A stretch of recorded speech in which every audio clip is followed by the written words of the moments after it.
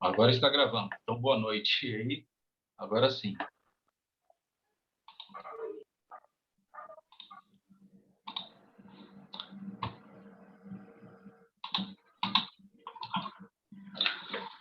Bom, então, bem-vindo para todos. Vamos dar início aí à nossa jornada de estudos, né? A nossa Escola da Bíblia. A gente vai fazer uma pequena apresentação do que é a Escola da Bíblia, tá? Aí os slides, quem conseguir acompanhar a leitura, eu vou estar lendo aqui também. Então, a Escola da Bíblia ela é totalmente sustentada por cristãos que têm um profundo desejo de espalhar a palavra de Deus em todo o mundo. E é justamente por isso, né, que esses cursos eles são gratuitos para todos, inclusive o material que é fornecido. Normalmente nós fazemos presencial, mas por conta do momento em que todos estão passando, estão vivendo, né, por conta de restrições, por conta do horário, então nós estamos fazendo o curso online. Mas a gente vai dar as informações aí durante a apresentação. Então, os alunos só investem apenas o seu tempo, né, em estudar, em estar acompanhando aí as lições e as tarefas que serão passadas. E a Escola da Bíblia também, ela procura dedicar-se ao estudo e ensino da Bíblia com fidelidade às Escrituras. Portanto, o nosso propósito é ensinar somente a Bíblia, com o desejo de criar unidade entre todos os que seguem a Jesus Cristo. Então, nós não vamos falar de religião, né? Não vamos falar sobre doutrinas de homens, mas nós vamos falar o que a Bíblia fala. Vamos deixar a palavra de Deus nos conduzir neste momento. Alguns requisitos do curso são participar de pelo menos 85% das aulas do curso, que vai dar aí umas 15 aulas aproximadamente, né? O nosso conteúdo são 18 lições, a gente vai ver essas lições logo mais. Então, a gente pede para que os alunos participem de pelo menos 85% das aulas. E é importante, dentro da possibilidade, né, entrar na sala dentro do horário. Por quê? Por conta de atraso, acaba perdendo parte das aulas, e isso pode acabar implicando quando for responder as tarefas. Ao término de cada aula, será disponibilizado a lição em PowerPoint. É esse formato que nós estamos usando aqui. E junto com esse slide, nós vamos também disponibilizar um link para fazer as tarefas, as perguntas. E essas perguntas, elas já vão dar a resposta automaticamente, né? No final de responder todas as lições, já vai também dar a nota. Cada pergunta equivale a um ponto.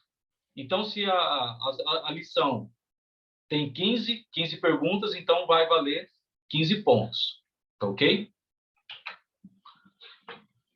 O aluno terá o direito ao certificado no final do curso, desde que venha atingir as frequências dessas aulas. Então, nós oferecemos esse certificado no final, mas nós pedimos que frequente, né, participe, responda também as questões em pelo menos 85% dessas aulas, para que garanta aí o seu certificado no final do curso. O objetivo final não é avaliar a sua pontuação, quanto você tirou, se tirou 100%, 50%, se tirou zero, não é isso. Mas a importância é que você aprenda a vontade de Deus. A intenção não é julgar a nota, mas sim o aprendizado que você vai receber aí durante essas aulas. A lição que será entregue, né, as tarefas, elas são um auxílio para o aluno, para que ele venha se exercitar e fixar melhor o assunto tratado na aula. E desses exercícios, né, são uma oportunidade de aprofundar ainda mais no assunto que foi tratado. Então, você vai responder e, com isso, você vai memorizando, vai relembrando daquilo que foi tratado na aula. Os horários das aulas, né? como nós iniciamos às 19h30 às 21h30. Caso seja necessário, a gente pode estender alguns minutos, se for necessário, ou a gente tenta finalizar a aula dentro da semana ou na próxima semana, respeitando as datas aí. Mas isso desde que todos estejam de acordo. Então, se houver algum atraso, a gente conversa. Se todos estiverem dispostos a fazer a aula dentro da semana, a gente faz. Caso contrário, a gente termina na próxima semana. Bom, esses materiais a trazer, né, seria o presencial, mas basta você ter aí uma Bíblia. Isso é de extrema importância, é o principal, né, o material principal para ser usado aí na nossa aula. Esteja aí com caneta, com lápis, um caderno, né, para fazer alguma anotação. Às vezes tem alguma informação extra, você pode anotar, né? E nós fornecemos um material didático, então é importante trazer uma pasta, mas isso seria para o presencial. Aí o que vai acontecer? No final do curso, como eu vou estar disponibilizando toda a aula, o slide da lição, no final do curso, eu posso enviar por e-mail ou até mesmo pelo WhatsApp a apostila completa do aluno. Aí você pode imprimir, você pode fazer uma apostila para você, tá? Eu falo que esse curso, ele tem o objetivo em atingir três alvos, vamos dizer assim, 3 pessoas. Aquela pessoa que não conhece, que não compreende a Bíblia, né, que está iniciando aí, né, os estudos, que ainda não tem muita prática, né, na leitura. Então, serve para essa pessoa. Serve também para aquelas pessoas que ainda estão com dúvidas em certos assuntos, né? Hoje, nós vemos que há diversidade de ensinos. Às vezes, ensinos que contradizem um com o outro. Então, serve para essas pessoas tirarem as suas dúvidas. E também para aquelas pessoas que querem ensinar outras pessoas. Eu quero aprender porque eu quero ensinar outras pessoas. Então, é para esses 3 tipos de pessoas, ou seja, é para todos que desejam aprender. Então, eu ainda ofereço para o aluno a apostila do professor. É uma apostila que vai ter alguns assuntos a mais, né? A apostila, esse material que nós estamos usando aqui no slide, ele podemos dizer, mais resumido, mas eu tenho a apostila do professor e eu fico à disposição também. Reginaldo, eu queria essa apostila porque eu quero ensinar mais pessoas. Fale comigo que eu vou ter o prazer em poder compartilhar com você esse material também, porque eu sei que a sua intenção vai ser propagar o evangelho ainda mais. Então, fica para essas 3 pessoas. O nosso conteúdo programático são essas lições. Todas essas lições são importantes, né? Hoje é a nossa introdução à teologia. Então, a segunda aula vai ser os princípios importantes no estudo das Escrituras. Aí nós temos também a origem da Bíblia, a sua inspiração, uma visão global da Bíblia. Vamos falar também sobre as 2 alianças, o Antigo Testamento, o Novo Testamento, sobre a autoridade religiosa também, sobre a salvação, né, que é uma dádiva de Deus, e o plano, né, o cumprimento desse plano de salvação. Falaremos também sobre o plano do reino de Deus. Vamos entender o que é o reino de Deus. Está por vir, já veio. Então, a gente vai descobrir nessas lições. Vamos aprender também um pouco sobre a organização da igreja bíblica. Será que, às vezes, pode surgir perguntas, né? Será que a forma que eu estou realizando o culto está de acordo com a vontade de Deus? Então, nós vamos ver na Bíblia se nós estamos agindo de forma correta.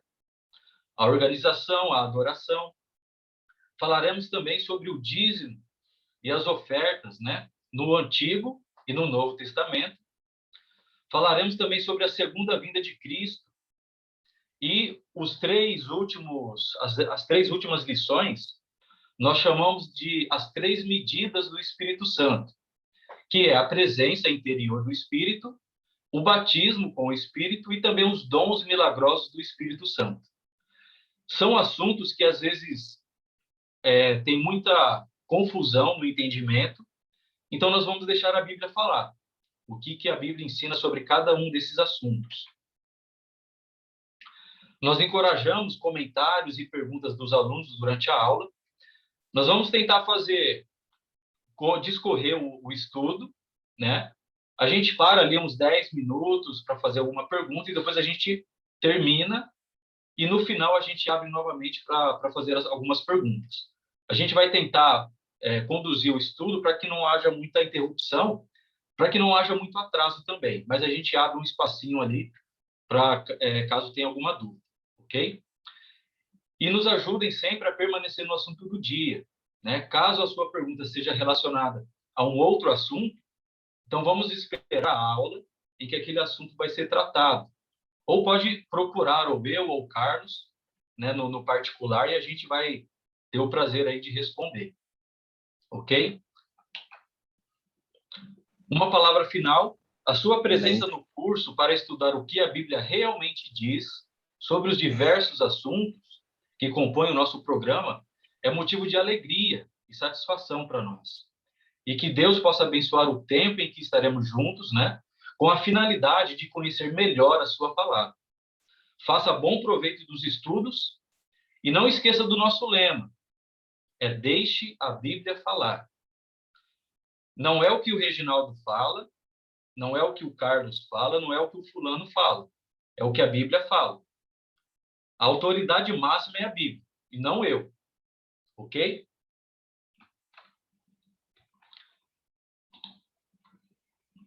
Essa é a nossa apresentação. Deixa eu colocar agora o Sancler. Ok, Sancler, eu ouvi a sua mensagem aqui. Fica tranquilo.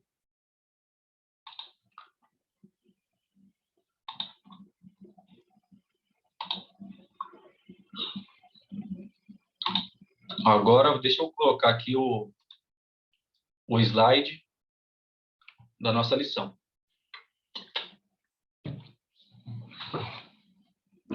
Bom, teologia bíblica do ponto de vista das Escrituras Sagradas.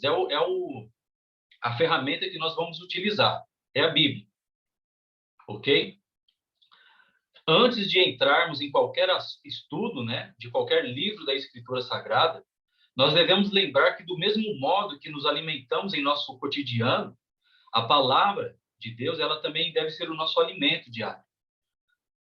Para quê? A fim de saciar a nossa fome e a nossa sede espiritual de um Deus invisível, mas que constantemente fala conosco, né? Para isso, nós precisamos dedicar tempo a ouvir a sua voz mediante a sua palavra.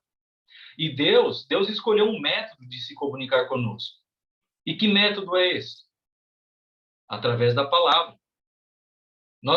Às vezes eu falo, nós ouvimos Deus através dos olhos, quando nós lemos a palavra de Deus. Quando nós nos dedicamos esse tempo, né, para estudar a palavra de Deus. E Deus sempre vai falar conosco. Bom, eu gostaria de, como eu disse, que esse estudo, né, atinge aí três tipos de estudantes, né, vamos dizer assim. Então, aqui só está um exemplo de como ler as passagens. Normalmente, se você for fazer algum estudo, né, você vai encontrar alguns símbolos ali, né? Não sei se vocês conseguem ver aí, ó. O primeiro exemplo, João 8, aí tem 2 pontinhos lá, né, como se fosse de um horário, 1,5,8. Então, como eu leio essa passagem? Então, João, capítulo 8, versículos 1, versículo 5 e versículo 8. Eu não vou ler do 1 até o 8, mas a vírgula, ela está separando um versículo do outro, ok? Esse é um exemplo. O segundo exemplo, eu peguei aí a mesma passagem para não ficar muito confuso. O segundo exemplo, João capítulo 8, versículo 1, aí tem um tracinho, né? Então, o tracinho é que você vai ler direto, do versículo 1 até o versículo 8, ok? O terceiro exemplo, João, capítulo 8, versículo 1. Aí tem um ponto e vírgula. Estão vendo aí? Esse ponto e vírgula vai separar o outro capítulo. Está vendo novamente? Ó, 9, dois pontinhos ali de um relógio, versículo 5. Então, o que eu vou ler aqui? Eu vou ler a passagem de João, capítulo 8, versículo 1, e capítulo 9, versículo 5, separadamente. A quarta opção, o quarto exemplo é João, capítulo 8, versículo 5 até o 9. Aliás, João, capítulo 8, nós vamos ler do versículo 5 até o capítulo 9, versículo 6. Não sei se vocês estão conseguindo ver esses símbolos aí. A quinta opção é João, capítulo 8, versículo 5 ao 10. Tá vendo o tracinho aí? O tracinho ele vai ligar um versículo ao outro. Ele vai ir direto até o próximo versículo. Ponto e vírgula. Esse ponto e vírgula sempre vai separar os capítulos ou o livro. No caso aqui, nesse exemplo, ele está dividindo Marcos de João. Então, eu vou ler João, capítulo 8, do versículo 5 ao 10, e o Evangelho de Marcos, capítulo 5, do versículo 6 até o 8. Ok? Então, ó, esses dois pontinhos do relógio, tenta gravar que ele separa o capítulo do versículo. Sempre vai ser assim. O capítulo antes, o versículo depois. O vírgula, você pode falar assim, João, capítulo 8, versículo 1 e versículo 8. Você vai pular, então, aquele versículo. Aqueles versículos que estão entre os dois. Esse tracinho, você vai ir direto. Capítulo 8, versículo 1 até o 8. É uma linha. Você vai andar por essa linha até naquele próximo versículo. E o ponto e vírgula, ele vai separar um capítulo do outro. Aí, com o tempo, às vezes tem pessoas que se perdem um pouco nesses símbolos, né? Não sabe, o que está pedindo para ler tudo, eu pulo esse versículo. Então, é mais ou menos isso daí. Lembrando, normalmente eu vou falar Evangelho de João. Por quê? Às vezes eu vou confundir com a primeira carta de João. Além do Evangelho de João, ele escreveu mais três evangelhos, né? Três cartas, né? Vamos dizer assim. Primeira João, segunda João e terceira João. Então, normalmente eu vou falar assim, abram lá no Evangelho de João. Ou quando eu falar, abram lá na primeira carta de João. Então, você vai lá em primeira João, ou segunda carta de João, ou a terceira carta de João. É o mesmo apóstolo, um escreve os evangelhos, que é a vida de Jesus, e depois João também escreve algumas cartas para a igreja. Ok? Se alguém tiver dúvida depois, se alguém tiver alguma dúvida, vai marcando aí a hora que a gente abrir o espaço ali, vocês perguntam. Bom, vamos começar a ler? Salmo 119, tá vendo aí os dois pontinhos, ó? Capítulo 119, versículo 105. Se vocês quiserem abrir aí para acompanhar, eu já deixei escrito aqui a passagem.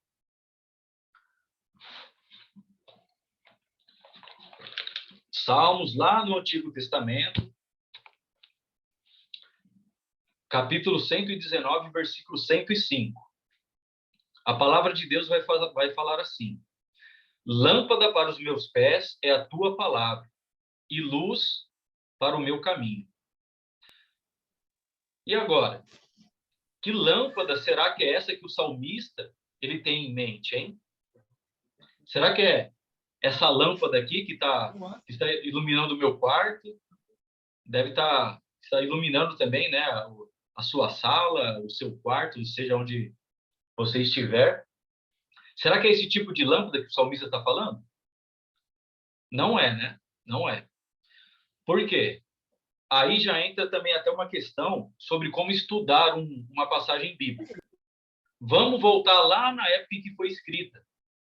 Será que naquela época eles tinham essa lâmpada elétrica que nós temos hoje? Não, eles não tinham. Normalmente era o quê? Era uma vasilha, né? Normalmente feita de barro, que colocava o azeite lá dentro e tinha um pavio, né? Que mergulhava no azeite, ficava a ponta ali para fora. É a lamparina, né?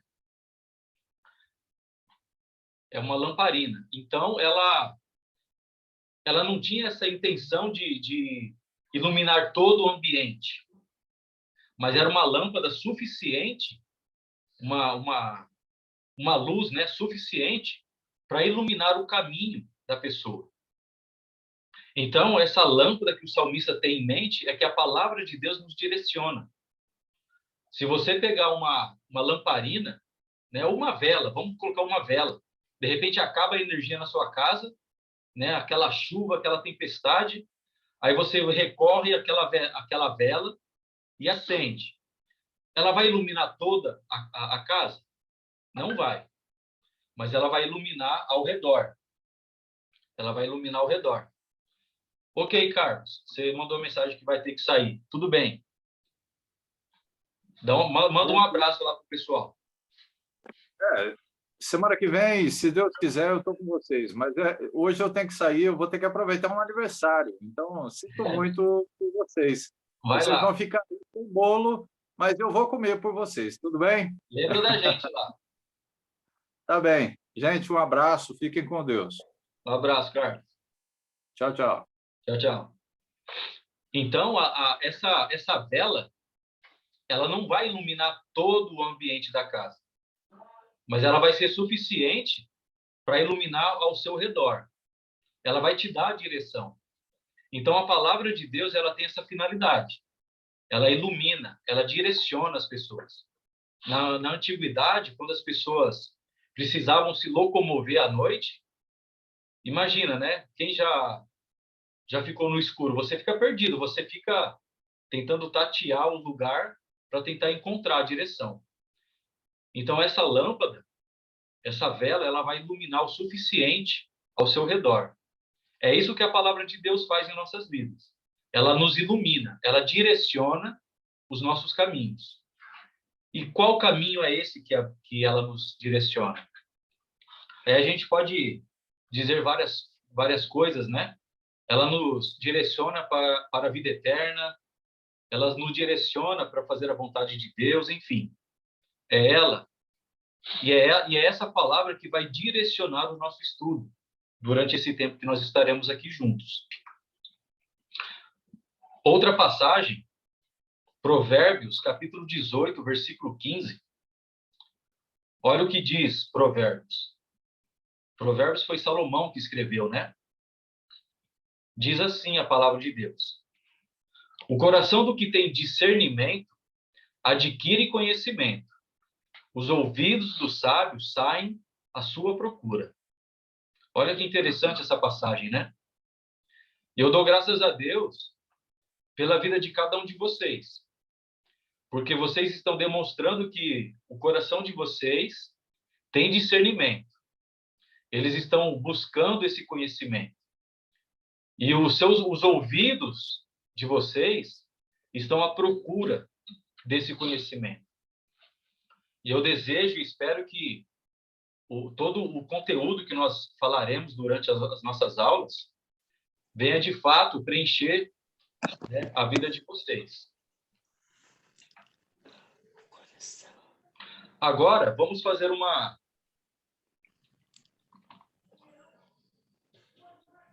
dar uma navegadinha sobre a Bíblia.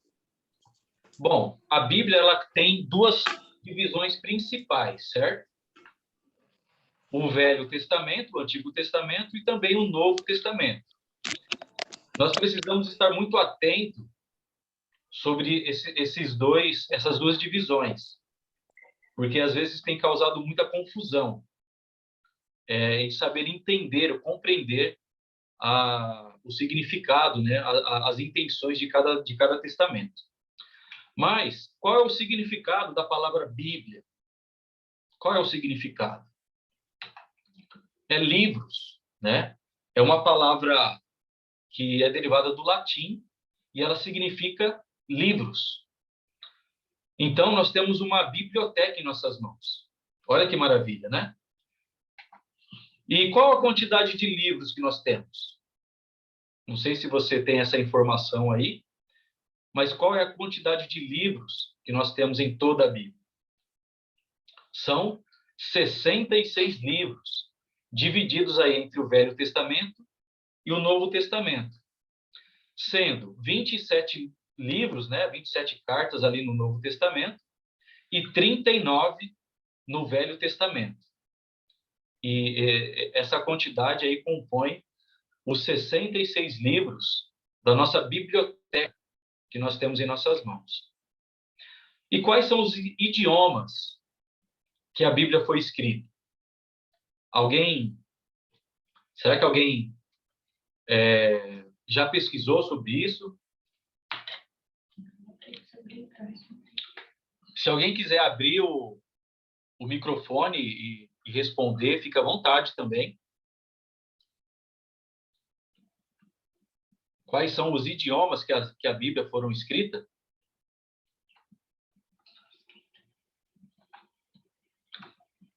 O da Maricela tá desligado o microfone aí. Você tá querendo responder? Ligou? Ligou. É hebraico? Isso. É uma das, né? É uma das, é. Uma das. Hebraico. Deixa eu lembrar. Grego? Também. Tem mais uma. Tem mais uma, né? É hebraico, grego e... Não lembro.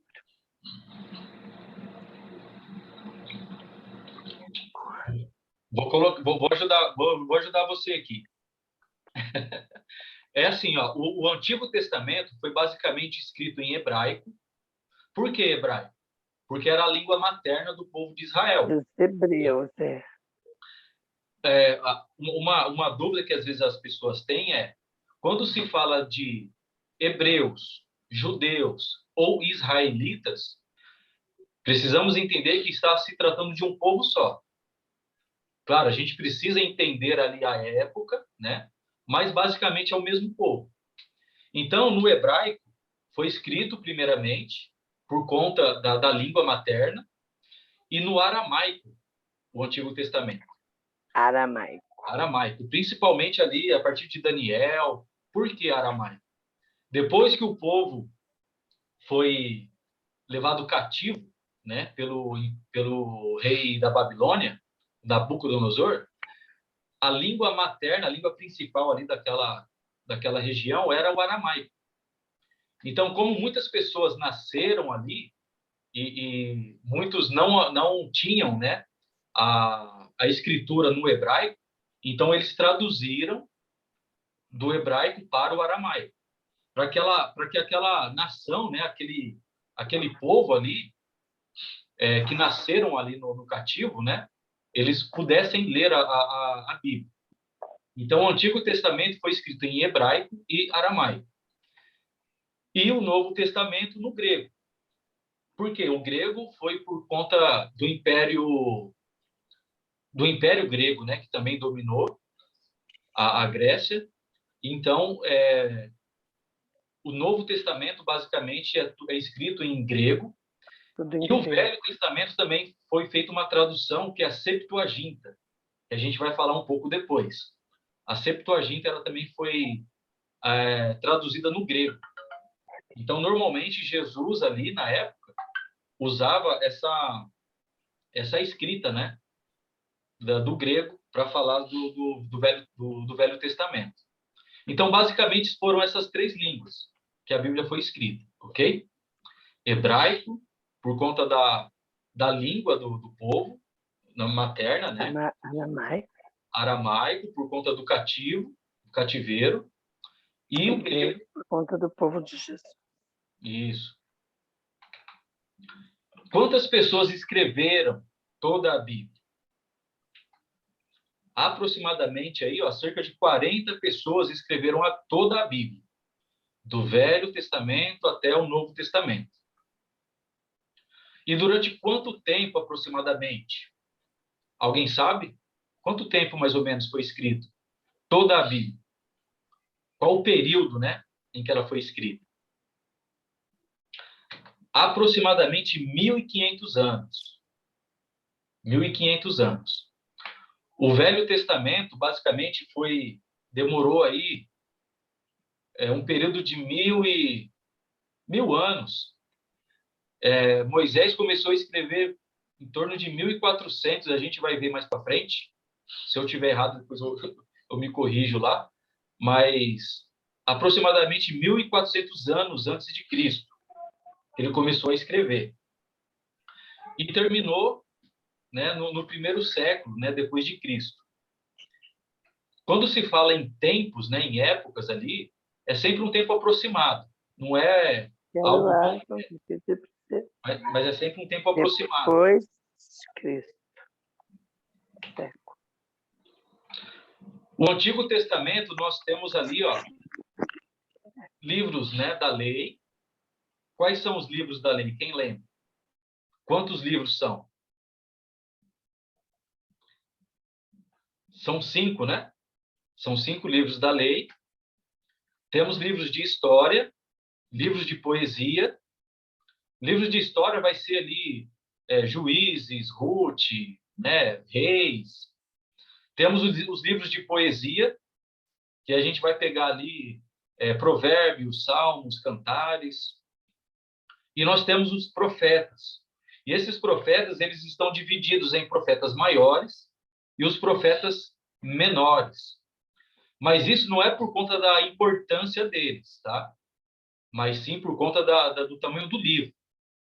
Nós temos ali profetas, né? Isaías, Jeremias, que são livros maiores, né? 60 e poucos capítulos.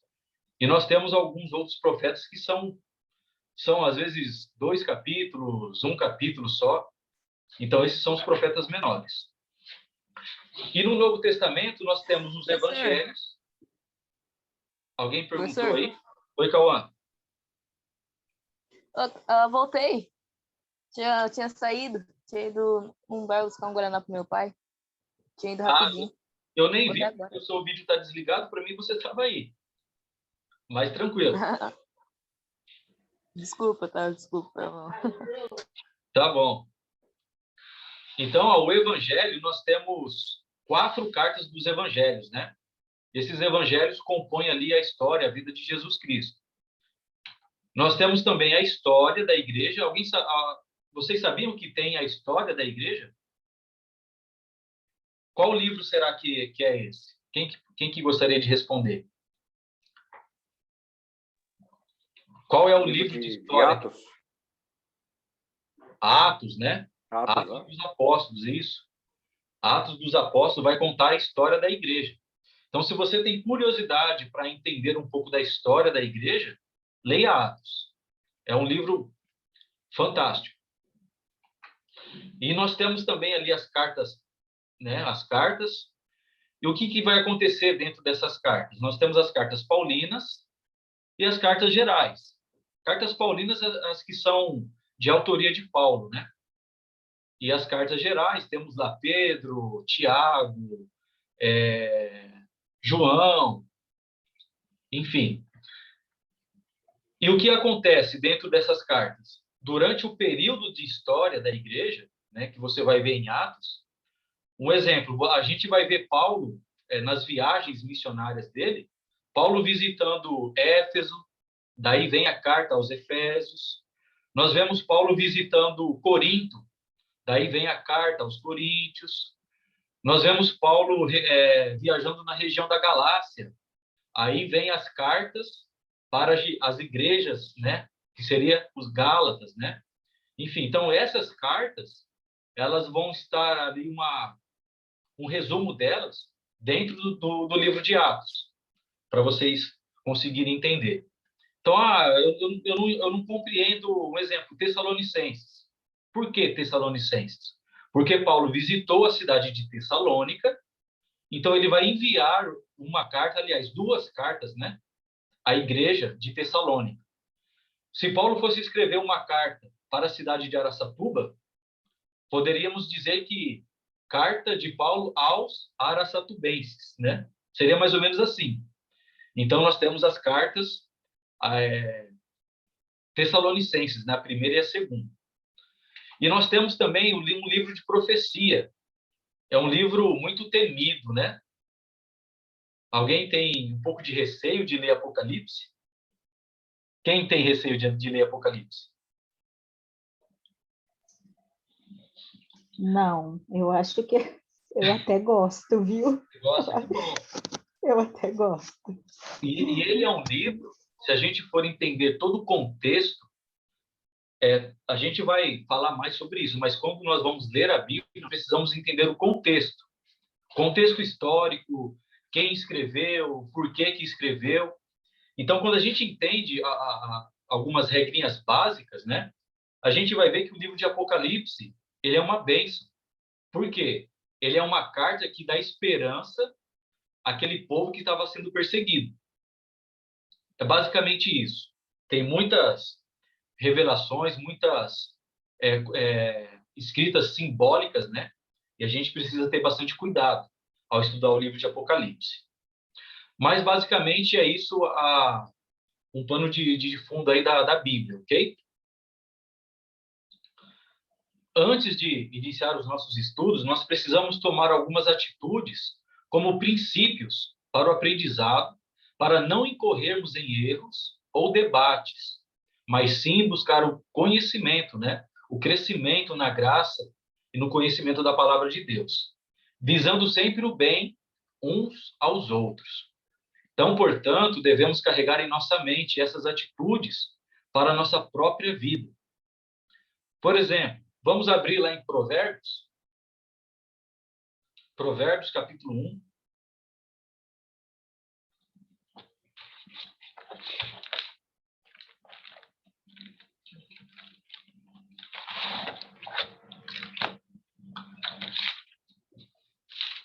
Provérbios, capítulo 1, versículo 7.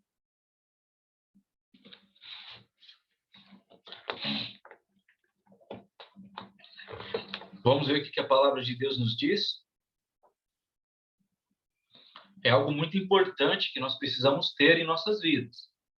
Diz assim: o temor do Senhor é o princípio do conhecimento, mas os insensatos desprezam a sabedoria e a disciplina. Então, o temor do Senhor é o princípio do conhecimento. Antes de eu desejar o conhecimento, eu preciso ter temor. Deixa eu ver que tem alguém no chat aqui.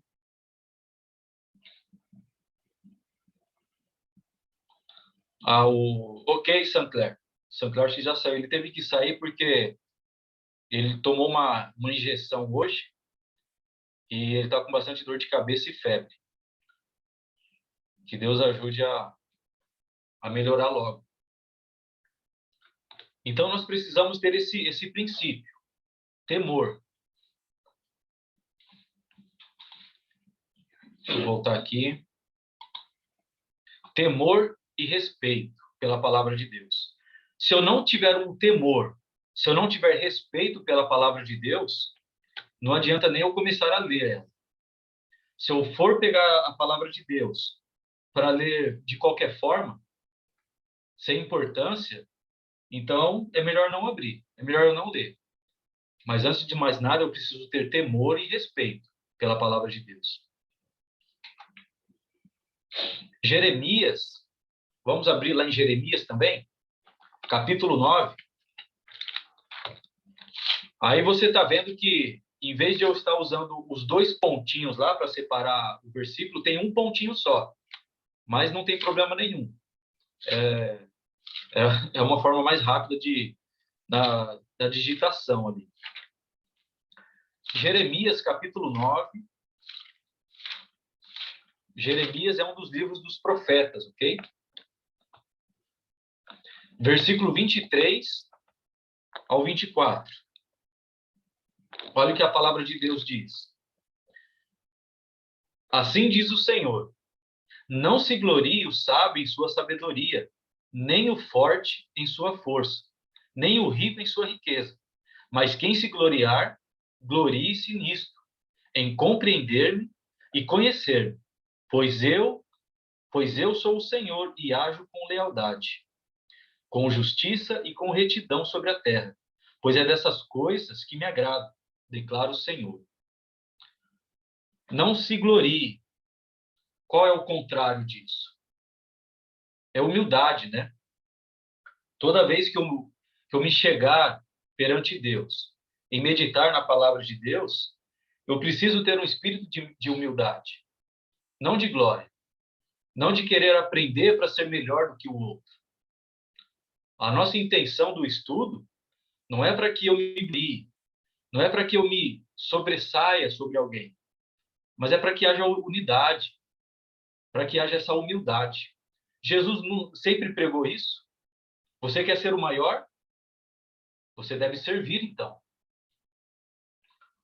Precisamos ter essa atitude. Provérbios, capítulo 3. Vamos voltar lá em Provérbios. Capítulo 3, versículo 5 ao 7.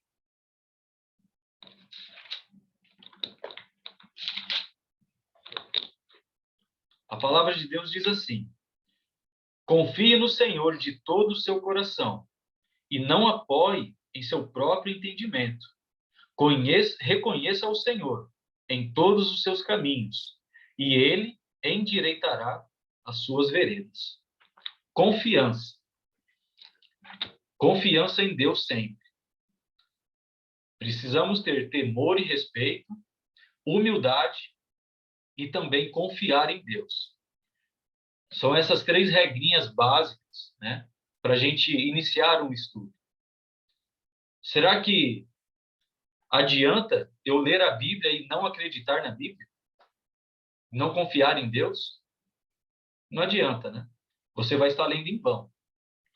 Então precisamos ter esse respeito, essa humildade e essa confiança em Deus. Bom, quem puder abrir o microfone aí, eu vou fazer umas perguntinhas aí. Se alguém quiser falar, fica à vontade, senão depois pode fechar o microfone. Mas a definição da teologia bíblica. O que é teologia? O que seria teologia? Talvez alguém já fez, alguém já ouviu falar, é a primeira vez, mas o que seria? Na minha opinião, eu acho que teologia seria tipo uma coisa que é para facilitar nas aulas de Bíblia, ou uma coisa que seja bastante importante. Entendi, Sim, em parte sim, né? Alguém mais? Um estudo mais profundo da Bíblia, das Escrituras. Um estudo mais profundo? Sim, está chegando perto. Tá tudo certo que vocês estão falando aí. Mas quando nós vamos analisar a etimologia, o que é etimologia? É uma análise, é um estudo, né, da origem da palavra. Etimologia é um estudo, né? Tá vendo? Etimologia, teologia. É uma palavra em grego, tá? Alguém fala em grego aqui? Mas a gente fala às vezes, sabia? Não, né? Às vezes a gente fala em grego. Por exemplo, ó, eu uso óculos. Se eu tirar o óculos, eu já não consigo enxergar muito bem. Mas eu vou procurar um médico, né? Um oftalmologista, né? Oftalmologia. Isso é uma palavra em grego. O que significa isso? Oftalmo, olhos, e logia, ou logia, né? Como no grego seria logia. É um estudo dos olhos. né? Neurologia, urologia, ginecologia. Tá vendo tantas palavras gregas que a gente fala? E às vezes a gente nem percebe. Então, teologia, tá vendo aí, ó? Vocês estão vendo na tela aí os slides certinho? A palavra grega, ó, theos, que é Deus, isso no grego é Deus, tá? Theos. E logia, ou logia, é estudo. Então, o que significa juntando essas duas palavras? Estudo de Deus. O que o Cauã falou, o que a Rafaela, né, também falou, tá certo. Um estudo mais profundo, sim, mas é um estudo mais profundo de Deus.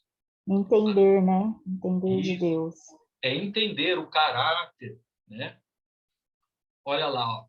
Assim, a teologia é um estudo de Deus, das doutrinas relacionadas com Deus, da sua pessoa, do caráter e da sua criação. Tudo relacionado a Deus. Então, a teologia, ela pode ser compreendida, porém, ela requer uma explicação, né? Através de análise do texto dentro do seu contexto. Por que isso? O que seria texto, contexto? Na sua Bíblia, né, ela vai ter as divisões de versículo por versículo. No original, ela não foi feita assim, mas ela foi dividida para facilitar, né, a procura, a leitura. Mas eu não posso ler um versículo isolado e tirar uma definição, tirar uma conclusão em cima daquele versículo. Eu não posso. O que eu preciso fazer? É ler todo o contexto. Leia os versículos anteriores, os versículos, né, posteriores. Tente compreender quem escreveu, para quem escreveu. Então, entenda todo o contexto. Normalmente, texto fora de contexto vira pretexto. As pessoas podem escrever livros em cima de um versículo só, mas quando você vai analisar todo o contexto, não vale nada, porque a pessoa tirou ideias próprias e não está de acordo com o texto bíblico. Então, é muito importante isso no estudo. Texto dentro do seu contexto. Normalmente, Jesus vai dar algumas ordens diretas para os 12 apóstolos, né? Será que eu posso aplicar isso para mim? Não. Eu posso falar que aquela ordem é para mim, sendo que Jesus falou diretamente para os apóstolos? Eu não posso. Eu posso aplicar de alguma forma, mas eu não posso trazer que aquela é uma ordem para mim. Dá para entender isso? Então, eu preciso entender bastante essa questão. Texto dentro do seu contexto. Porque senão a gente não vai compreender a Bíblia nunca. Cada um vai falar uma coisa. Alguém já foi num parque de diversão? Sim. Ou melhor, numa feira. Aqui, eu acho que aqui em Araçatuba, eu acho que não acontece isso, mas lá em São Paulo, né? Vai numa feira, tem um monte de gente gritando, né? Para comprar a verdura, comprar as frutas, né? Daquela barraca. A pessoa fica ouvindo várias vozes, não sabe para onde vai. Às vezes, né, quando a gente não compreende o contexto e várias pessoas tiram várias ideias de um único versículo, você não sabe para onde vai, você não sabe o que escutar. Então, precisamos ouvir a palavra, entender o seu contexto, e assim eu vou, de fato, compreender o que a palavra de Deus diz. Senão, eu vou ficar igual numa feira, igual num parque de diversão, olhando para cá e para lá, não sei para onde eu vou. Então, leia o contexto. Bom, existem pelo menos 3 tipos de teologia. Vamos ver quais são elas. Temos a teologia filosófica. O que seria isso? É o estudo de Deus do ponto de vista da ciência, da psicologia, da sociologia, da lógica. O mundo foi criado numa explosão. Bum! O Big Bang. Né? Nada a ver. Teologia religiosa. Existe a teologia religiosa. E o que seria isso? É o estudo de Deus do ponto de vista de autoridades religiosas, de homens, de pessoas. O nosso estudo aqui não vai ser isso. Vai ser um estudo em cima do que a Bíblia diz. Senão a gente vai ficar... Se a gente for parar para pensar quantas denominações, quantas religiões existem no mundo? Diversas, né? Diversas. E qual a gente vai ouvir? Qual será que está certo? Às vezes a gente fica na dúvida, né? Para onde eu vou? Efésios vai falar que não podemos ser jogados por vários ventos de doutrinas. Efésios capítulo 4 vai falar isso. Eu não posso ser assim. Um dia eu vou aqui, outro dia eu vou lá. Eu preciso valorizar minha vida espiritual e compreender o que a palavra de Deus diz. E nós temos a teologia bíblica. Ela é diferente dessas outras duas. Essa teologia bíblica é o que nós vamos fazer. É o estudo de Deus do ponto de vista do quê? Das Escrituras Sagradas, da Bíblia. Nós não vamos ver o que o cientista fala, nós não vamos ver o que homens falam, mas nós vamos ver e analisar o que a Bíblia fala. Lembra lá do nosso lema? Deixa a Bíblia falar. Se vocês acharem que eu estou falando muito, você fala, volta aí para a Bíblia. Mas eu estou tentando só explicar o nosso estudo aqui. Então, qual é a diferença básica dessas três? É a fonte de compreensão. Será que eu vou ouvir um filósofo? Eu vou ouvir homens? Ou eu vou ouvir a Jesus Cristo? Quem será que eu ouço?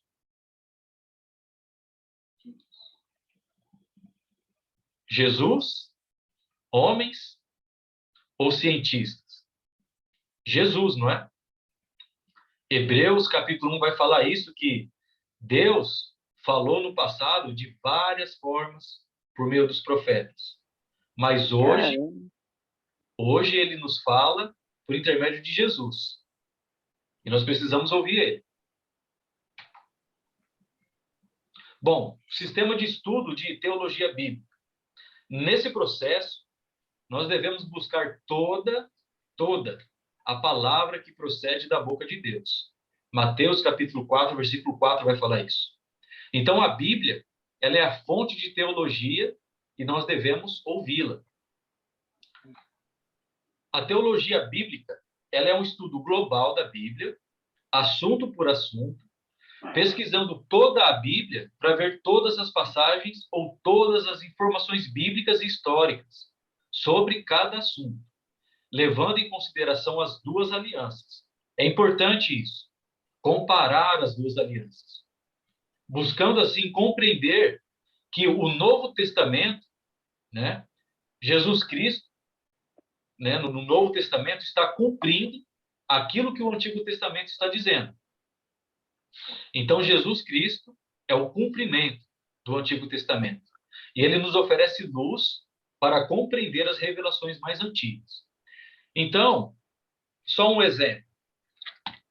Eu quero estudar sobre o dízimo. Tá, e aí?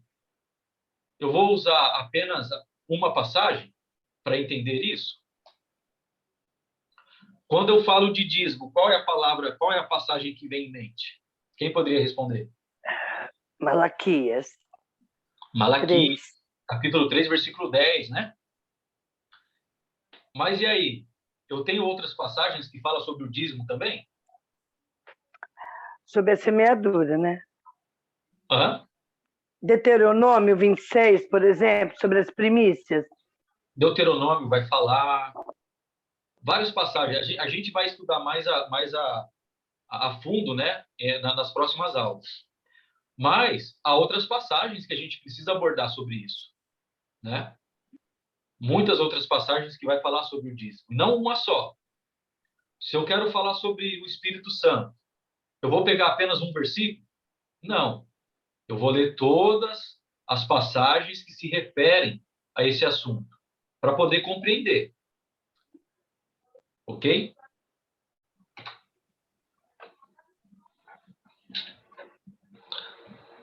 Até aqui, alguém tem alguma dúvida? Se alguém tiver alguma dúvida até aqui, pode abrir o microfone e perguntar. Professor, eu acho que eu perdi alguma coisa, porque na hora que eu fui buscar o negócio pro meu pai, eu acho que eu não vi alguma coisa.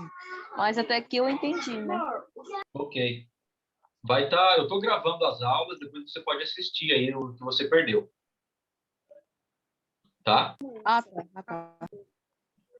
Por enquanto, nenhuma dúvida? Reginaldo, Professor. tem aqui acho que no chat, acho que a Josiane quer fazer uma pergunta, se eu não me engano. Ah, obrigado. Eu fiz. Sou eu. Oi, boa noite. Tá Oi. me ouvindo? Sim, pode falar. Eu fiz no chat uma pergunta que são 3 tipos de teologia. Certo. Tem esses 3 tipos que estuda, é isso? Não, basicamente, nós vamos encontrar esses 3 tipos de teologia, posso te dizer, no mundo, vamos dizer assim, né?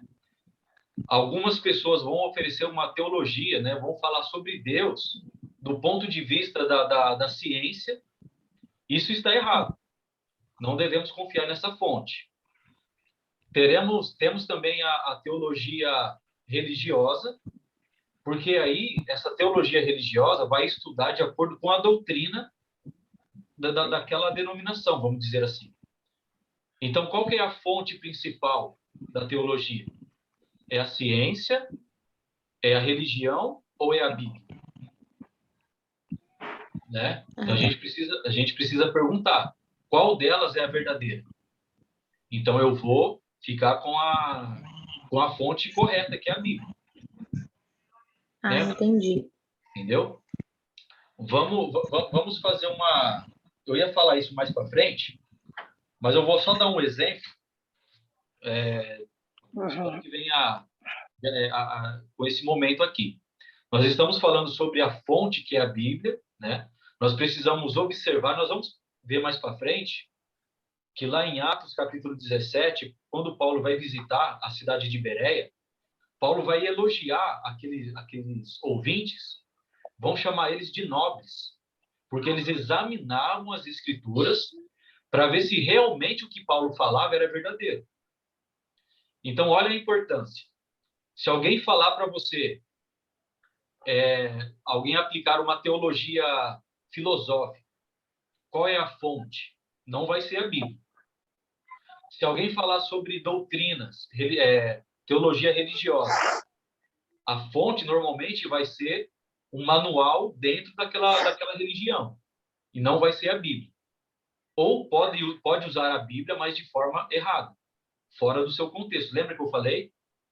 Texto dentro do contexto. Então, nós precisamos, a gente vai ver isso mais para frente, a gente precisa comprovar se aquilo que está sendo falado está de acordo com a Bíblia. Vamos imaginar uma situação. Eu vou no supermercado, eu vou no açougue hoje, aí eu peço para a pessoa, me vê 1 quilo de colchão duro aí. Aí o açougueiro vai lá e vai fatiar a carne. Qual é o procedimento? Ele vai colocar dentro do saquinho. Imagina se ele pega o saquinho e faz assim, ó, tem 1 quilo, pode levar. Você vai levar? Sem que ele tenha pesado aquela carne? Quem leva? Eu não. Nem eu. A gente precisa conferir, não é? Precisa conferir se realmente tem 1 quilo ali. Às vezes, nós damos tanta importância às coisas relacionadas ao nosso dinheiro. Vamos supor, eu tenho alguns mercadinhos aqui perto de casa. Mas será que eu vou fazer compra lá? Eu não vou, porque eu sei que lá está mais caro. Eu vou procurar um mercado maior. Então, eu valorizo o meu dinheiro. Eu vou procurar onde, vamos dizer, onde está aplicando o valor certo do alimento ali. E com a nossa vida espiritual? Será que a gente valoriza assim também? Será que quando eu ouço alguma pregação, eu ouço alguma instrução bíblica, será que eu vou conferir se realmente aquilo é verdade? Ou eu apenas aceito? Né? A nossa vida espiritual, ela é muito valiosa. Precisa ser. Muito mais do que o nosso dinheiro. Às vezes eu saio pesquisando o preço em vários mercados. Mas às vezes alguém fala alguma coisa sobre Deus, às vezes coisas erradas, eu vou lá e aceito. Eu não vou conferir. Então a gente precisa conferir. E a nossa fonte é a Bíblia. Deu para entender um pouco, Josiane, essa questão? Sim, entendi.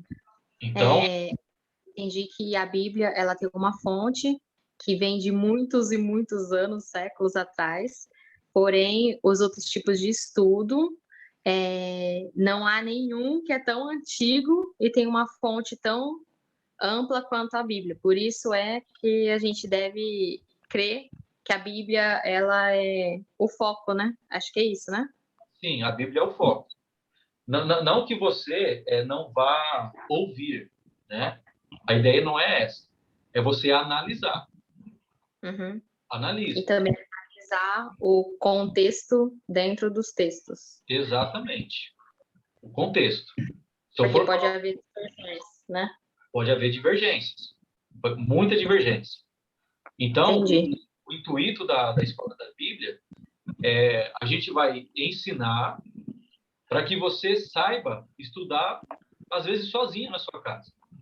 Às vezes, quando a gente podia, né, fazer aulas presenciais, várias vezes a gente já se reuniu com uma família, né, para estudar, e a gente perguntava, você estuda a Bíblia? Ah, sim, eu estudo. Ah, como que você estuda? Ah, eu folheio a Bíblia e vou lendo assim. Assim, não é muito bom. Não que não seja, mas não é muito bom, porque você não vai compreender. Imagine se você hoje lê um pouco de Provérbios, amanhã lê Filipenses, amanhã lê Gênesis, você vai ficar a ver navio, você não vai entender. Então, a nossa ideia é tentar dar as ferramentas ou as instruções para você poder conseguir estudar sozinha na sua casa. E com isso, você vai compreender a vontade de Deus e você vai também poder explicar isso para outras pessoas. A ideia é essa. Mas a gente vai falar bastante sobre isso aí. Ô, professor, Pode falar. então, muitas das vezes eu tenho, tipo, só uma dica para estudar. De uma dica? Eu sempre, quando eu vou estudar, eu sempre, tipo, um exemplo, pego lá em Atos 9:5. Eu vou sempre me dedicar, fico praticamente a noite inteira para entender esse versículo, sabe? Eu me dedico muito, sabe? Fico bastante tempo meditando para entender. É Faço importante. praticamente desse jeito. É importante. Talvez o que eu acrescentaria, não apenas o versículo 5, mas leia o capítulo 9. Vamos só usar um exemplo aqui. Leia o capítulo 9. De repente, tem um versículo que você ficou mais em dúvida, aí você fica martelando ele para você tentar compreender.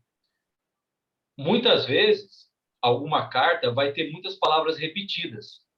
Então, às vezes, tendo essas palavras repetidas, você vai entender um pouco qual é a intenção daquela carta. Tá? Mas a gente vai abordar um pouco sobre isso daí.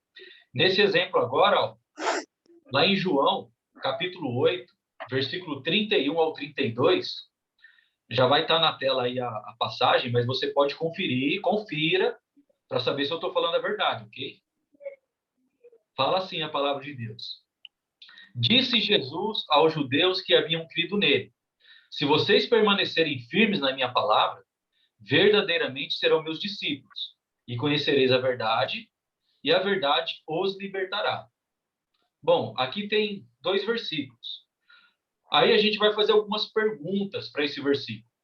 Isso já é uma ajuda na nossa compreensão do estudo. Com quem que Jesus estava conversando aqui? Com os judeus. Exato. judeus que cria nele, né? Deus. Isso, Deus. isso, a Maristela respondeu mais completo. Os judeus que haviam crido, né? Exato. E agora, como mostramos que realmente cremos em Jesus? Ouvido na palavra dele. Permanecendo firmes na sua... Permanecendo, é. Isso. Há uma diferença em ouvir e permanecer. Às vezes eu posso ouvir, já viu aquelas pessoas que são um pouco teimosas, que vão no médico, aí o médico fala, você precisa fazer isso, você precisa tomar esse medicamento. O paciente ouviu, mas ele sai de lá e fala, não vou fazer isso não. Então, quer dizer, ele não permaneceu. Então, permanecer, firmes em sua palavra. E o que nos tornamos quando permanecemos na palavra de Deus? O que eu me torno? Liberto. Olha lá. Discípulos, né?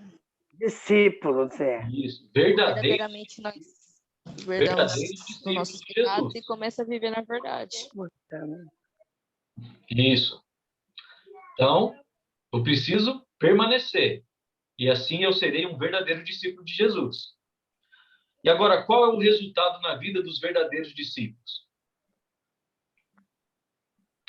Vou colocar aqui, ó. O que vai acontecer? A verdade vai libertar, não vai? Isso. A verdade vai libertar. Conclusão. Não basta crer. É necessário permanecer firme na palavra. E assim nos tornamos verdadeiros discípulos de Jesus que terão suas vidas transformadas. A verdade vai libertar. Vai libertar do erro, vai libertar do pecado, vai libertar da escravidão. Principalmente esses judeus que se baseavam apenas na lei de Moisés. E Jesus vai, ó, se vocês ficar nisso, vocês vão estar presos. Agora, o meu evangelho,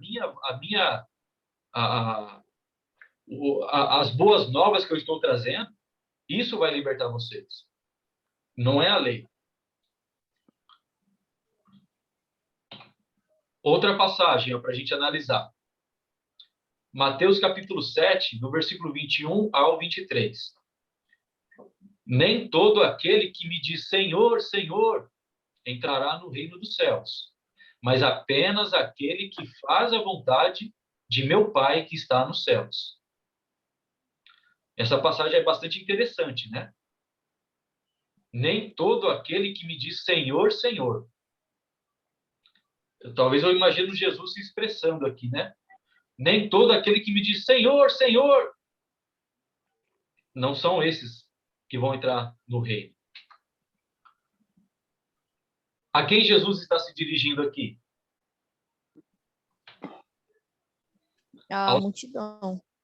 Aos que diziam Senhor, Senhor, não é? E o que eles fizeram em nome de Jesus? Se a gente for ler todo o contexto lá. Deixa eu abrir lá a passagem. Mateus capítulo 7.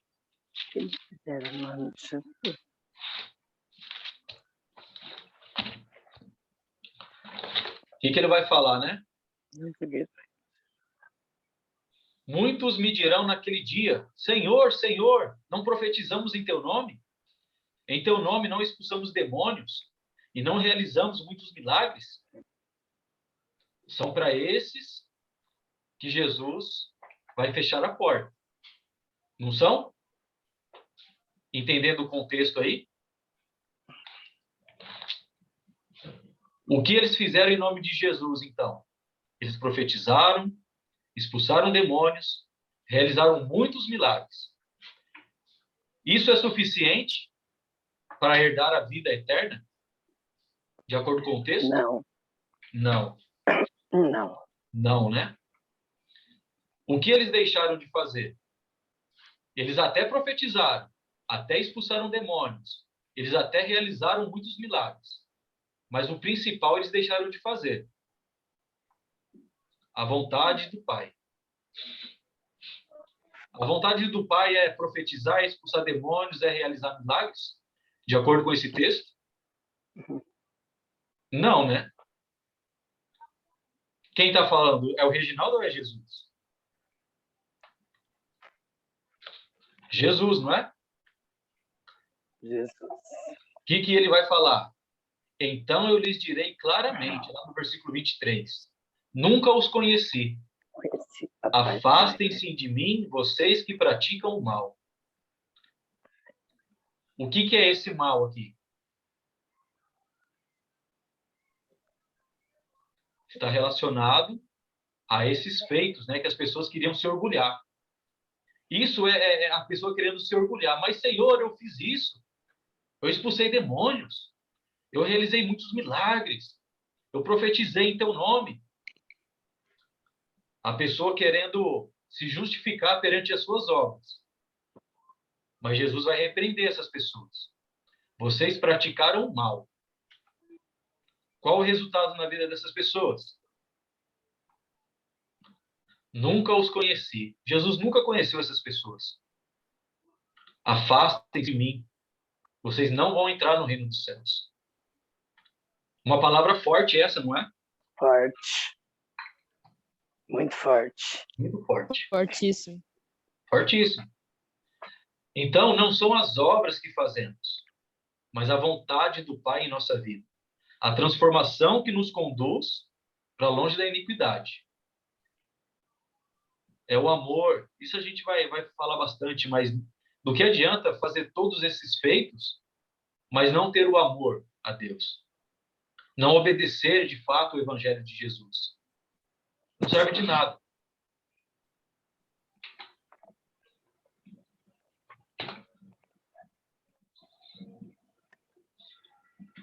A Bíblia é um livro de Deus ao homem. Jeremias, capítulo 30, do versículo 1 ao 2, vai falar isso. E Apocalipse também. A Bíblia é a verdade. Abram lá em João 17. A gente não vai ler todas as passagens, você vai ter elas aí com vocês. João, capítulo 17, é uma passagem que eu gosto bastante. João 17. Depois vocês podem ler ela, todo o capítulo de João 17. Na verdade, se puder, leia João inteiro. Vai falar muitas coisas boas, João. É o momento da oração de Jesus, né?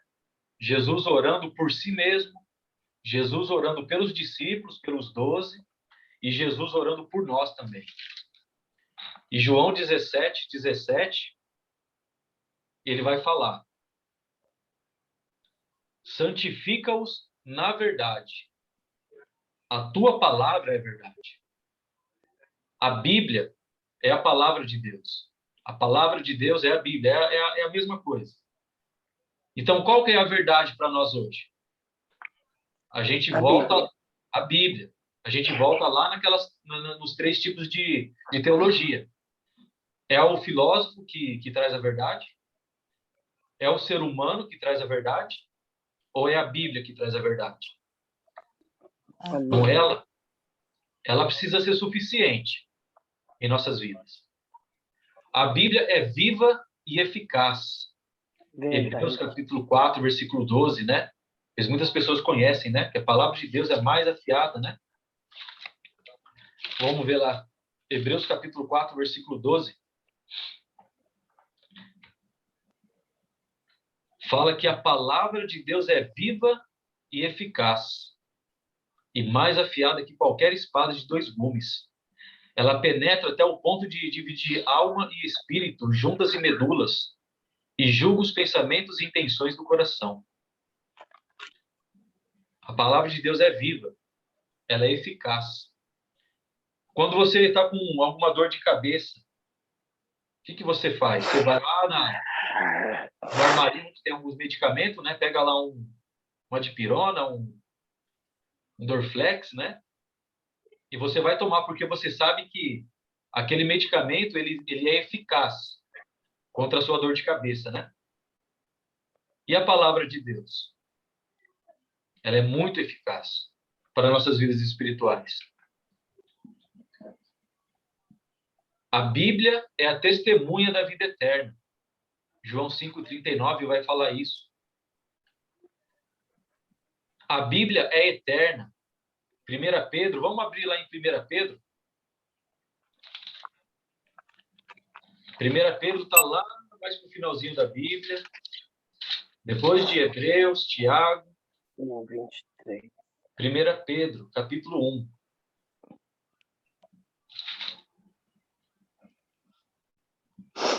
Timóteo, né? 1 Pedro, capítulo 1, versículo 23 até o 25. Diz assim: Vocês foram regenerados, não de uma semente perecível, mas imperecível. Por meio do quê? Da palavra de Deus, viva e permanente. O 24 vai falar: Pois toda a humanidade é como a relva, e toda a sua glória como a flor da relva. A relva murcha e cai a sua flor. Mas a palavra do Senhor, o que acontece?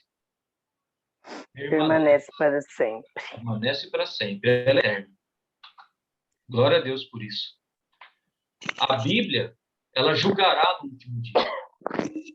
A Bíblia vai nos julgar. A Bíblia é o poder de Deus para a salvação. Romanos capítulo 1, 16, ele vai falar: eu não me envergonho do Evangelho, porque é o poder da salvação. Romanos. A Bíblia é inspirada por Deus. Não podemos ter dúvida disso. Apesar de cerca de 40 homens que escreveram, mas ela foi inspirada por Deus. Deus é o autor principal da Bíblia. A Bíblia é perfeita. Tiago, capítulo 1, 25. E uma pergunta: eu tenho algum direito de alterar a Bíblia? Jamais. Jamais. Eu tenho algum direito de acrescentar algo na Bíblia? Jamais. Jamais. Lá em Deuteronômio, capítulo 4, versículo 2, nós vamos ver três advertências. Uma lá no início, no Antigo Testamento, uma no meio ali da Bíblia e a outra no final. Deuteronômio fala: nada acrescentem as palavras que eu lhes ordeno, e delas nada retirem, mas obedeçam aos mandamentos do Senhor, o seu Deus, que eu lhes ordeno. Não podemos acrescentar. Lá em Provérbios, capítulo 30, versículo 6, vai dizer assim: nada acrescentem as palavras dele. Do contrário, ele o repreenderá e mostrará que você é mentiroso. Uau! Apocalipse. Uau, tão temido Apocalipse. Declaro a todos os que ouvem as palavras da profecia deste livro: se alguém lhes acrescentar algo, Deus lhes acrescentará as pragas descritas neste livro. Se alguém tirar alguma palavra deste livro de profecia, Deus tirará dele a parte da árvore da vida e na cidade santa, que são descritas neste livro. Apocalipse 22, do 18 ao 19. Professor, Sim. Tem algumas Bíblias que eles modificam para dizer assim, ter uma fácil leitura, alguma coisa assim. Eu não entendo muito, né? Mas eu me recordo uma vez que eu até troquei de Bíblia. Tinha uma passagem que falava sobre o anjo, né? Jacó segurou o anjo, alguma coisa assim. E aí eu estava lendo a Bíblia e eu conheço a passagem, né? Que fala que ele segurou o anjo e aí atingiu ele, uma coisa assim. E a Bíblia onde eu estava lendo me trouxe totalmente uma outra leitura dessa passagem. Aí eu falei, gente, mas que estranho, eu não conheço, né? Então, assim, isso pode? Tem pessoas que alteram por uma outra linguagem, às vezes mais fácil, mas acaba trazendo uma outra interpretação. Tem alguém que isso, que está em cima disso? Porque eu até troquei de Bíblia. Porque eu fiquei assustada. Porque, assim, eu pouco conheço, entendeu? Até mesmo que eu não sei falar o versículo que eu li, eu só sei que falava Jacó segurou o anjo, né? E até que ele ficou coxo, uma coisa assim. E aí, meu Deus, que eu não conhecia desse jeito, não. E até deixei de lado a Bíblia. Eu falei, nossa, eu vou nem ler, tá muito estranho isso, porque eu não conheço desse jeito. Mas, provavelmente foi o momento em que, se eu não me engano, vai ser o momento em que Jacó luta com um anjo. E a partir daquele momento, Jacó tem o nome mudado para Israel. Não sei se é esse contexto que você leu. Pode ser. Acredito que Mas existem várias versões. E provavelmente a gente vai falar um pouco isso na terceira ou na quarta aula, se eu não me engano. Aí eu vou tentar falar um pouquinho sobre algumas versões que surgiram, mas a gente sempre precisa tomar cuidado. Lá no início da Bíblia, deixa eu ver se eu consigo mostrar para vocês aqui.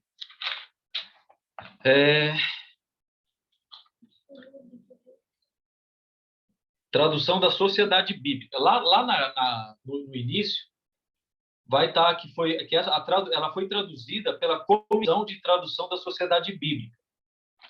Precisa estar atento a isso.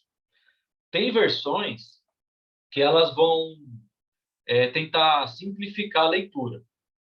De um lado é bom, mas a gente precisa também ficar atento que às vezes a gente perde o valor da palavra, né? A gente tem aí, eu uso a NVI, que é a Nova Versão Internacional. Nós temos a João Ferreira de Almeida. A João Ferreira de Almeida, normalmente, ela vai ser a mais próxima da Septuaginta, que é a original. Mas tem algumas palavras, como a nova linguagem de hoje. Nós temos a versão viva também. A versão viva, na verdade, ela parafraseia a Bíblia. O que seria isso? Ela aplica, ela pega um versículo e vai aplicar a leitura. E não vai repetir a passagem. Ela vai trazer uma ideia. É interessante, mas precisa ter cuidado. Eu sempre gosto de usar várias versões. Oi, Maristela. Para mim responder um pouquinho a questão de Josiane, eu amo Bíblia, então eu sempre tenho várias, tive várias, dou às vezes para as pessoas, então eu tenho algumas mais novas com os dizeres mais novos. Eu tenho Bíblia católica, eu gosto de estudar, eu gosto. E é isso que é mais ou menos isso, é que o entendimento de uma nova versão, ela pode não ser tão fácil como a corrigida pelo João Ferreira de Almeida. Então, você falou da João Ferreira de Almeida, mas para o iniciante, eu acredito que a João Ferreira de Almeida seja uma das melhores hoje para o entendimento, para começar a entender. Porque hoje eu entendo outras da mesma dimensão no qual eu comecei a entender. Entende o que eu falei? Entendi. Que eu não acredito que tenha uma Bíblia que acrescentaram ou tiraram ainda. Pelo menos todas que eu tenho, que eu comprei, que eu estudei, que eu vejo, elas têm a mesma proporção, tirando a católica, né? Mas eu vejo as mesmas palavras, mas é que às vezes a escrita dela, da maneira que escreve, o entendimento parece que é diferente, mas é nós que não estamos capacitados, às vezes, naquele entendimento. Eu vejo isso. Porque com o passar do tempo, desde quando foi traduzida a primeira João Ferreira, a linguagem também foi mudando, né? A gente vai ver algumas passagens lá na João Ferreira como pousa, varão, varoa, né? Anátema. Então, algumas traduções elas vão trazer na linguagem mais fácil. É interessante isso que você falou, ter as palavras, uma Bíblia mais antiga, porque você enriquece o seu vocabulário também. Todas as Bíblias elas são confiáveis, desde que sejam traduzidas por essa comissão. Agora, quando tiver uma pessoa só, ou quando for relacionado a alguma igreja específica, toma bastante cuidado, porque às vezes pode tirar alguma coisa. A Bíblia Católica, por exemplo, ela traz 7 livros apócrifos. Outros livros, E a gente vai falar um pouco desses livros depois. Estudei. Não vou adiantar agora, não, porque senão Não dá. vamos construindo, né, até a gente chegar lá. Mas fica tranquila, Josiane, não precisa jogar fora, só verifica se a Bíblia ela foi traduzida por essa comissão. Então, às vezes vai ter algumas mudanças de palavras, mas procura no dicionário. Se você quer estudar, procura no dicionário e você procura aquela palavra. De preferência, se tiver um dicionário bíblico, porque ela vai trazer a palavra na origem, né? Então, Então, como ela foi traduzida. nem tenho ela mais, mas eu acredito que é isso aí mesmo. Por exemplo, a antiga, ela sei lá, você sente mais ela, entendeu? É como você entra dentro do livro e vai estudando. Aí você já essa outra já não tem tantos detalhes, sabe? Você acha que, tipo, por exemplo, Jacó foi lá, segurou o anjo, agarrou, pronto, subiu, entendeu? Agora, na versão antiga, ele já fala mais sentimentos, ele te permite navegar, entendeu? Mais a fundo, e você consegue sentir realmente. Agora, essas daí atualizada, é tudo simples, rápido, mas é a interpretação também, né? Aí, como eu não tenho, né? Aí eu assustei. É que perde um pouco do valor, né, das palavras. Isso, exatamente, isso aí mesmo. Perde o valor. Por isso, eu tenho um programinha, depois, uma outra oportunidade, eu posso tentar mostrar para vocês aí. Eu tenho um programa no computador, chama The Word. Ela tem várias versões. E quando eu vou fazer algum estudo, eu sempre olho. Eu sempre deixo, normalmente, 4 Bíblias, 4 versões ali paralelas, que eu leio nas 4. E ali eu vou tentando tirar uma melhor maneira de aplicar para algum estudo, para alguma mensagem, enfim. Mas é bom ter pelo menos umas 3 versões, se você puder. Ajuda bastante no seu estudo. Ajuda bastante. Ok? Deixa eu ver se a gente não atrasar. 9h15 já quase. Então, a Bíblia é a fonte de teologia bíblica confiável que nos dará todo entendimento para sabermos tudo o que for essencial e necessário para ser um homem ou mulher perfeito e perfeitamente habilitado para fazer toda a boa obra. Portanto, nossa atitude dentro da palavra deve ser: não ultrapasse o que está escrito. Jamais, never, não ultrapasse. Algumas teologias falsas, aquilo que nós falamos um pouco, né? O materialismo. Infelizmente, às vezes a gente vê muita sobre teologia da prosperidade, e onde nós não encontramos isso na Bíblia. Então, o dinheiro e a existência física acabam sendo maiores do que Deus. E não é isso que a Bíblia ensina. Né? Mateus, capítulo 6, versículo 24, vai falar que o materialismo é idolatria das coisas. E Jesus condena essas coisas. Jesus vai falar, ou você serve a Deus, ou você serve ao dinheiro. Você escolhe. E não fica em cima do muro, porque o muro é do diabo. A gente não pode fazer isso. Tem que escolher um lado certo. O fim do materialismo é a destruição. Toda a matéria será destruída. 2 Pedro, capítulo 3, do 10 ao 13, vai falar isso. Os elementos, né? Toda a terra vai ser destruída, vai ser desnudada com o fogo. Pedro vai falar sobre isso daí. Então, de que adianta eu querer acumular bens materiais aqui, sendo que vai ser tudo destruído? Jesus vai condenar em uma parábola, né? Um homem que quis construir vários celeiros, né? Um celeiro maior para juntar a sua riqueza. E Jesus vai falar, essa noite vão pedir a sua alma. E aí, o que você tem guardado para Deus? Nada. Então, muita atenção sobre isso, né? O humanismo, né? As pessoas acabam colocando o homem maior do que Deus. O humanismo também é idolatria. Romanos vai falar isso. Há um momento em que Pedro chega na casa de Cornélio, a gente vai ver essa passagem mais para frente, que Cornélio, ele chega e se prostra diante de Pedro. E Pedro vai falar, levanta que eu sou homem igual a você. Não pode ter isso. Jesus e Deus devem ser honrados. E não podemos ter outra coisa para atrair a nossa atenção. Ignora Deus e faz com que o homem seja o centro de seu amor. Mateus capítulo 10, versículo 37 ao 39 vai falar isso daí. Com todo o respeito, né, que às vezes cada um tem com o seu pastor, né? Quem congrega em algum lugar que tem o seu pastor, ele não é maior do que Deus. Ele não é maior do que a Bíblia. Ele não é maior do que Jesus. Todo o ensino que você recebe, eu estou falando de mim. Aquilo que eu estou falando, você confere. Confere também. Confere tudo o que a pessoa te diz. Tudo que você é ensinado. Não coloque as pessoas como sendo sempre ou maior do que Deus. Deus é maior do que tudo.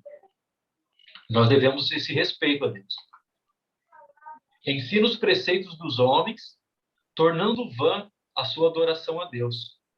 Vamos ler essa passagem, Mateus capítulo 15.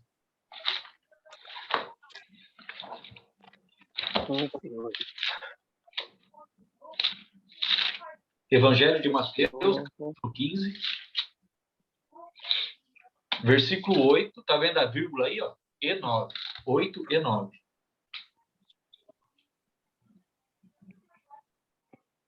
Forte.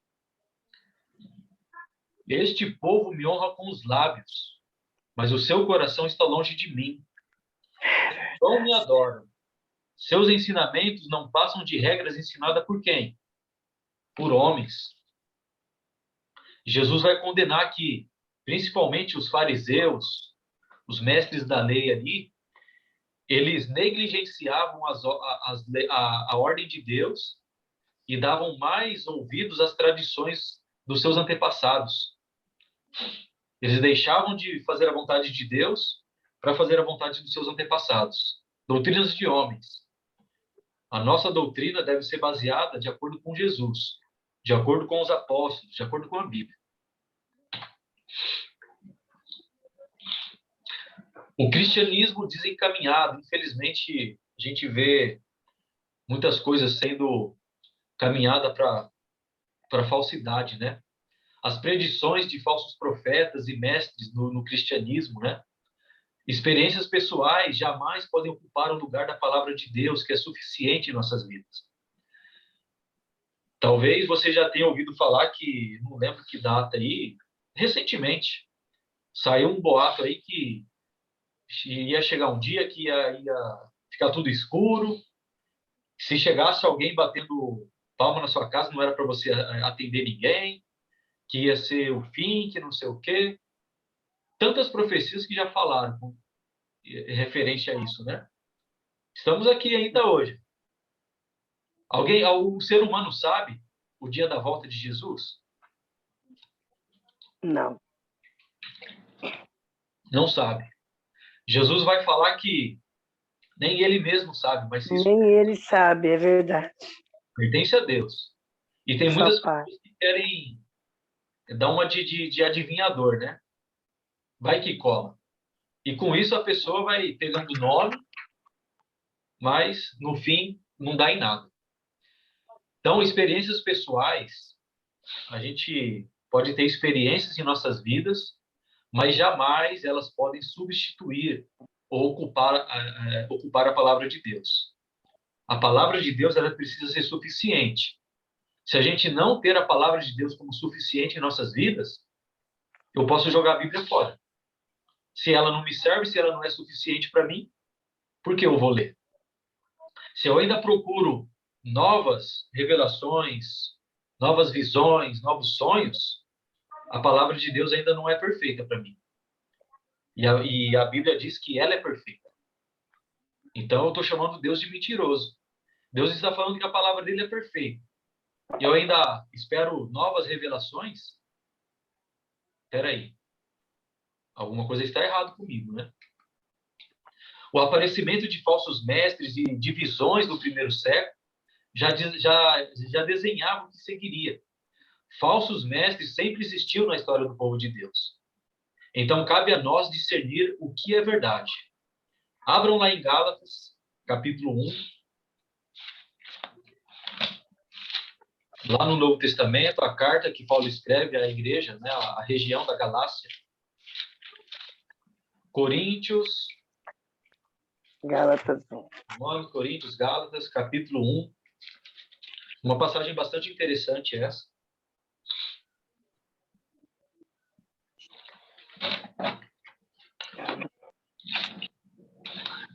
Vamos ver o que diz. Gálatas, capítulo 1, versículo do 6 ao 9. Admiro-me de que vocês estejam abandonando tão rapidamente aquele que os chamou pela graça de Cristo, para seguirem outro evangelho, que na realidade não é o evangelho. O que ocorre é que algumas pessoas os estão perturbando, querendo perverter o evangelho de Cristo.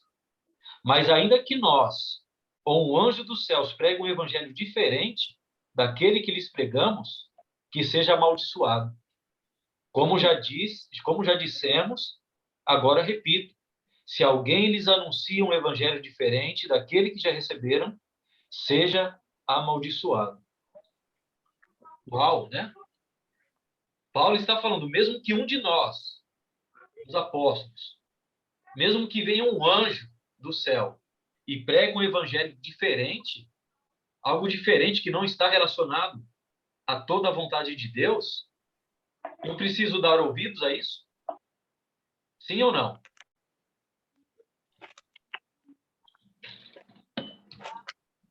Se eu falar para você aqui hoje, eu tenho uma revelação de Deus para você. É isso, isso, isso, isso e isso. Um anjo me disse. Olha o que Paulo está falando aqui. Ainda que nós, os apóstolos, autorizados por Jesus Cristo, credenciados por Jesus Cristo, ainda que um de nós, ou um anjo do céu, lhes pregue um evangelho diferente, eu preciso dar ouvidos? O que vocês acham? Não, de jeito nenhum. De forma alguma, né? Deixa eu ver essa outra passagem aqui, se é ela mesmo, para a gente ler. Ó, uma passagem muito interessante. 2 Coríntios, volta um pouquinho aí. 2 Coríntios, capítulo 11.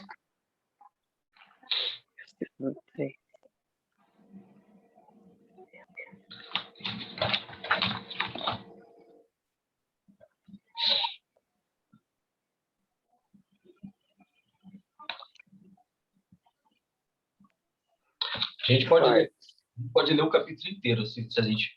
Mas olha só. Espero que vocês... Cadê? Versículo 3, ó. O que receio e quero evitar é que, assim como a serpente enganou Eva com astúcia, a mente de vocês seja corrompida e se desvie da sua sincera e pura devoção a Cristo. Pois se alguém lhes vem pregando um Jesus que não é aquele que pregamos, ou se vocês acolhem um espírito diferente do que acolheram, ou um evangelho diferente do que aceitaram, vocês o toleram com facilidade. Todavia, não me julgo nem um pouco. Aliás, todavia, não me julgo nem um pouco inferior a esses super apóstolos. Eu posso não ser um orador eloquente, contudo, tenho conhecimento. De fato, já manifestamos isso a vocês em todo tipo de situação. Vamos pular lá para o versículo 13, ó. Paulo está falando de falsos apóstolos que apareceram lá na igreja de Corinto. Olha o que ele vai falar no versículo 13. Pois tais homens são falsos apóstolos, obreiros enganosos, fingindo-se apóstolos de Cristo. Isso não é de admirar, pois o próprio Satanás se disfarça de anjo de luz. Portanto, não é surpresa que os seus servos finjam que são servos da justiça. E qual que é o fim deles? O fim deles será o que as suas ações merecem. Será que Satanás se disfarça de anjo de luz hoje para enganar o povo?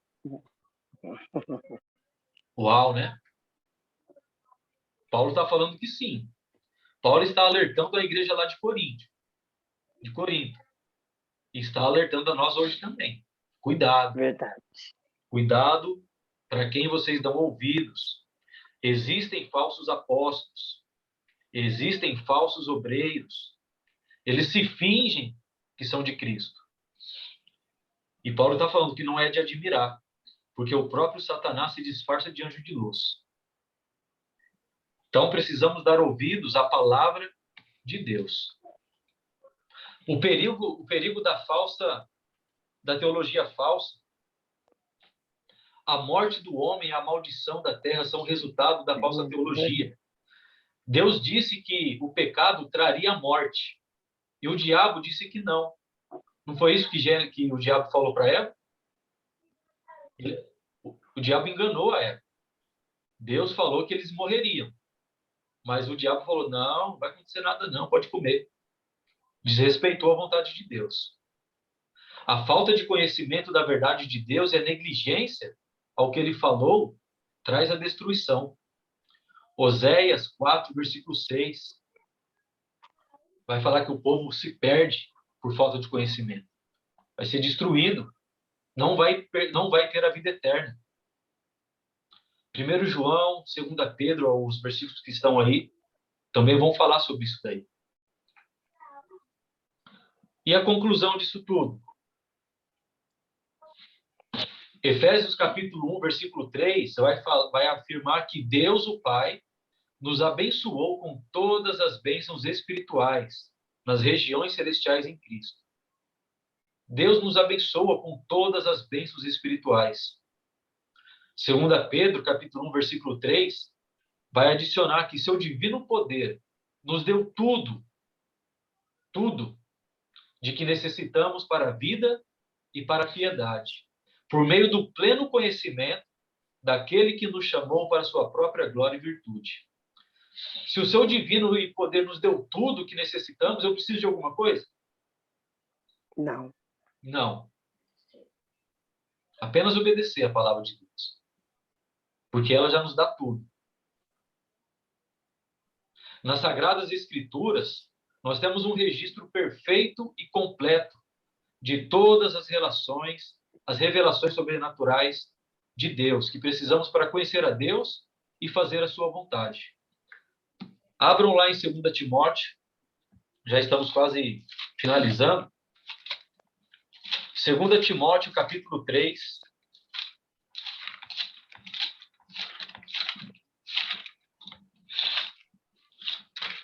Antes de Hebreus, capítulo 3, versículo 16.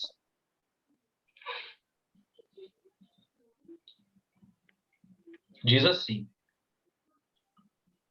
toda a Escritura é inspirada por Deus e útil para o ensino, para a repreensão, para a correção e para a instrução na justiça, para que o homem de Deus seja apto e plenamente preparado para algumas boas obras. É assim que fala na sua? Para algumas? Ou é para toda? Toda a Escritura divinamente para que o homem de Deus seja perfeito e perfeito para toda a boa obra. Toda boa obra. Para toda boa obra. Precisamos de mais alguma coisa? A não ser a palavra revelada de Deus? Eu acho que não, né? Portanto, neste estudo da teologia bíblica, procuremos nos concentrar naquilo que se encontra nessa revelação especial de Deus, que é a Bíblia Sagrada. Que Deus te abençoe, te guarde. Amém. E que possamos aí estar compreendendo, né? Um pouco aí dessas passagens aí.